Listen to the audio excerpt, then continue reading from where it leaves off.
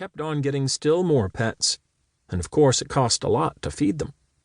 And the money he had saved up grew littler and littler. Then he sold his piano and let the mice live in the bureau drawer. But the money he got for that, too, began to go. So he sold the brown suit he wore on Sundays and went on becoming poorer and poorer. And now, when he walked down the street in his high hat, people would say to one another, "There goes John Dolittle, M.D.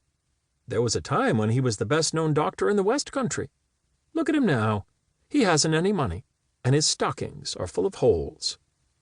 But the dogs and the cats and the children still ran up and followed him through the town, the same as they had done when he was rich. The second chapter. Animal Language. It happened one day that the doctor was sitting in his kitchen talking with the cat's meat man, who had come to see him with a stomachache. "Why don't you give up being a people's doctor and be an animal doctor?" asked the cat's meat man. The parrot, Polynesia, was sitting in the window looking out at the rain and singing a sailor song to herself. She stopped singing and started to listen.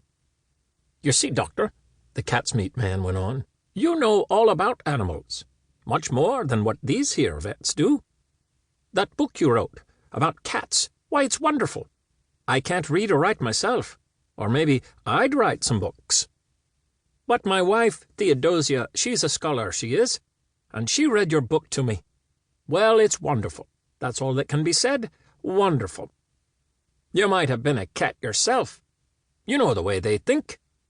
And listen, you can make a lot of money doctoring animals. Do you know that?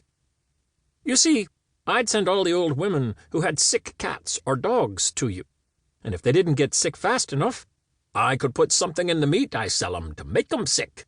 See?" "Oh, no," said the doctor quickly. "You mustn't do that. That wouldn't be right." "Oh, I didn't mean real sick," answered the cat's meat man. "Just a little something to make them droopy-like was what I had reference to.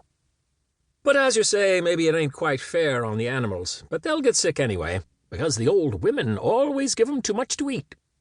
And look, all the farmers round about who had lame horses and weak lambs, they'd come. Be an animal doctor." When the cat's meat man had gone, the parrot flew off the window onto the doctor's table and said, "That man's got sense. That's what you ought to do. Be an animal doctor.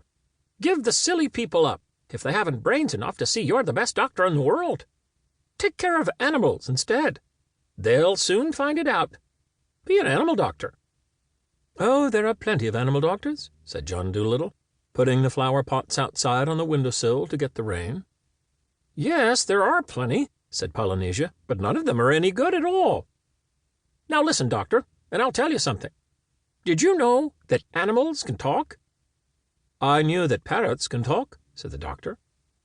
"Oh, we parrots can talk in 2 languages, people's language and bird language," said Polynesia proudly. "If I say, 'Polly wants a cracker,' you understand me. But hear this, 'Cacoy-oy-fif-fif.'"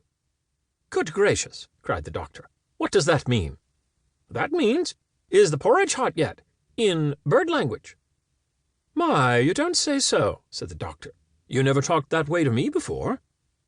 "What would have been the good?" said Polynesia, dusting some cracker crumbs off her left wing. "You wouldn't have understood me if I had." "Tell me some more," said the doctor, all excited, and he rushed over to the dresser drawer and came back with a butcher's book and a pencil. "Now, don't go too fast, and I'll write it down. This is interesting, very interesting, something quite new. Give me the bird's ABC first. Slowly, now." So that was the way the doctor came to know that animals had a language of their own and could talk to one another.